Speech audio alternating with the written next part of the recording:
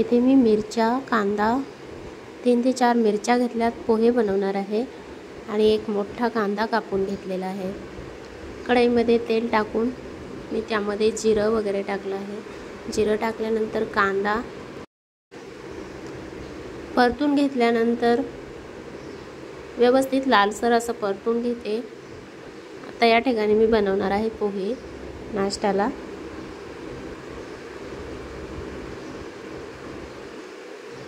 कांदा फ्राय होत असताना यामध्ये शेंगदाणे टाकायचे। शेंगदाणे व्यवस्थित क्रिस्पी झाले की मग व्यवस्थित पूर्ण मसाला लालसर झाला की त्यामध्ये पोहे टाकायचे आहेत।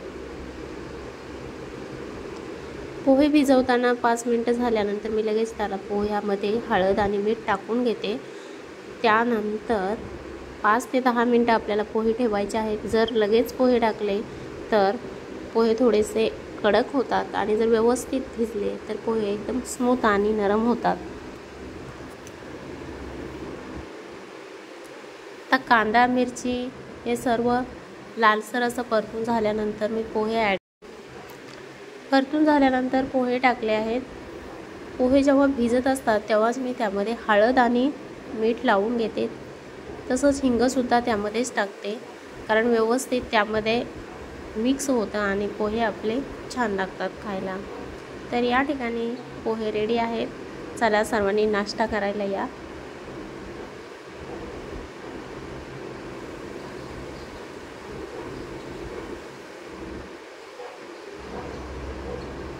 सकाळी सकाळी काय बनवा हा खूप प्रश्न सर्वांनाच पडलेला असतो। मग कधी मेदू वडे, कधी पोहे, कधी इडली डोसा असं बनवलं तर खूप एन्जॉय करता येतो।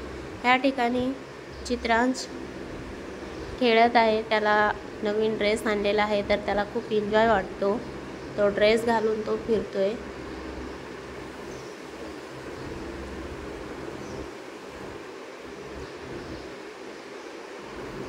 आईस्क्रीम वगैरे सर्व आणलं होतं। आता जस्ट किटकॅट चॉकलेट त्याच्या हातामध्ये आहे। सर्वात फेवरेट चॉकलेट किटकॅटच आवडतं त्याला।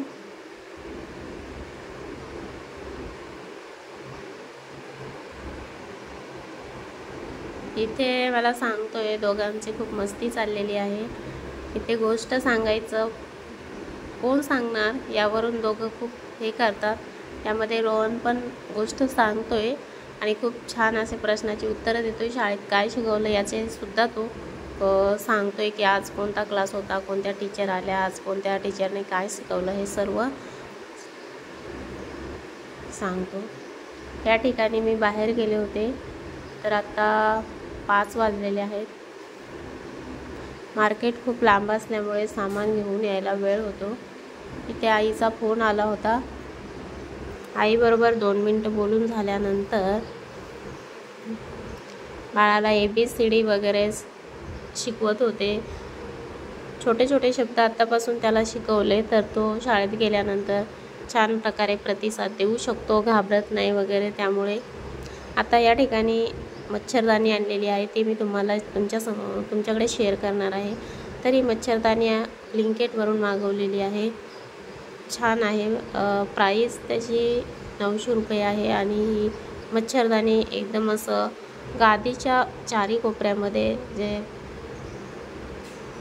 रबर असतं ते ॲड करायचं आहे। हे बघा, हे अशा प्रकारे आपण ते लावू शकतो। चारही बाजूने व्यवस्थित लावता येते आणि व्यवस्थित फोल्डसुद्धा करून ठेवता येते। तर या ठिकाणी आपण असं हे बघा, दोन्ही साईडला चेन दिलेली आहे। ही चेन ओपन केल्यानंतर आपण बाहेर येऊ शकतो, म्हणजे मच्छरही येत नाही।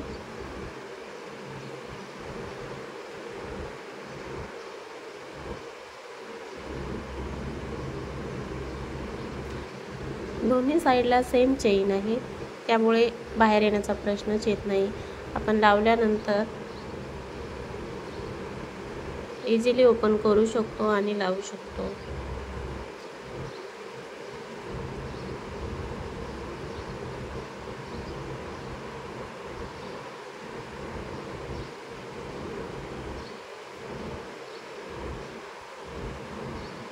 या ठिकाणी मी अंडा फ्राय भात बनवला आहे.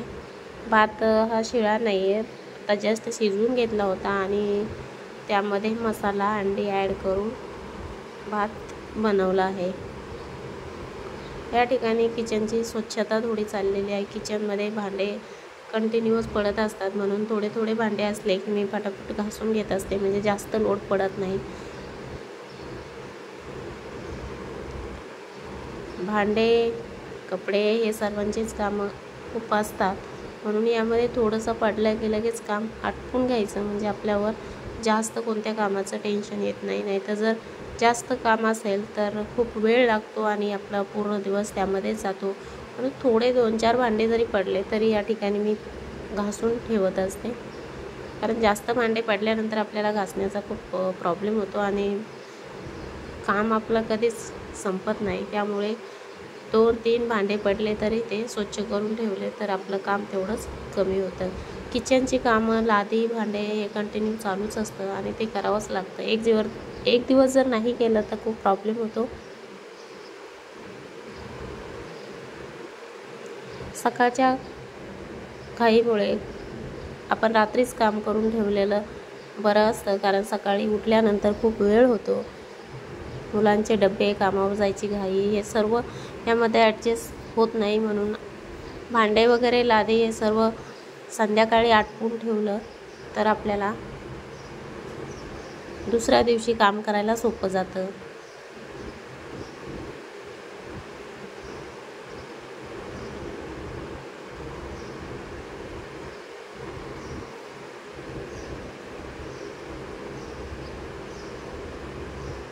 थोडे थोडे भांडे जमा केले ना तर खूप भांडे दिसतात, पण असे थोडे थोडेसे 2-4 भांडे जरी आपण घासले तरी आपलं काम खूप कमी होतं. या ठिकाणी माझे सर्व भांडे घासून होत आहेत. चाळणी वगैरे हे सर्व व्यवस्थित घासून घेते, कारण जर आपण असंच ठेवलं तर खूप लोड पडतो.